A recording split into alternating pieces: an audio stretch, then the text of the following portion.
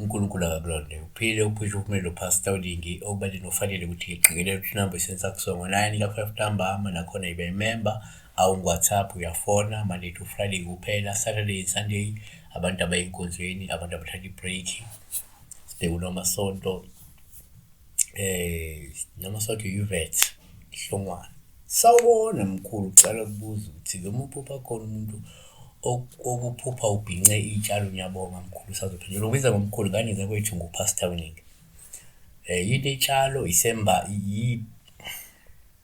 inako ingubo encane, kwingubo okuncane mostly uyakugqoka nje, abanye bayakubhinca okhalweni, abanye bayibeke emahlombe njengohlelo lokuhlonipha. Mabegokile noma begonqile bayakusebenzisa makunemicimbi yesintu, bayakufake bebhince ngako noma kushone bayakusebenzisa. So yitshalo-ke noma yitshali. So ngesikhathi esiningi-ke uma uphupha iy'tshali kuba upholohle uma uligqokile, ngoba lokhu kungasho ukuthi kungenzeka ukhombisa ukuthi ungase uthole uthando nomendo omuhle nofudumele.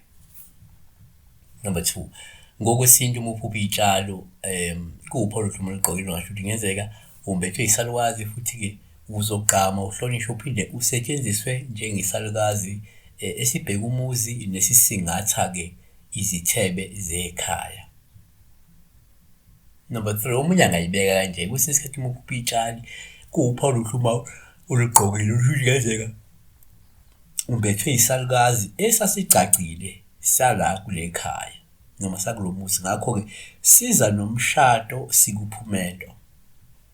Number 4, kuyenzeka futhi uma uphupha iy'tshalo kube uphawu olubi kwabanye uma uligqokile, osuke likhomba ukuthi kungenzeka kunesifo esingase sehle siphoqe ukuthi uzile noma kugonqe. Siyabonga besibheka la uphupha ubhince iy'tshalo, ugqoke iy'tshalo, ufake iy'tshalo, umbethe iy'tshalo.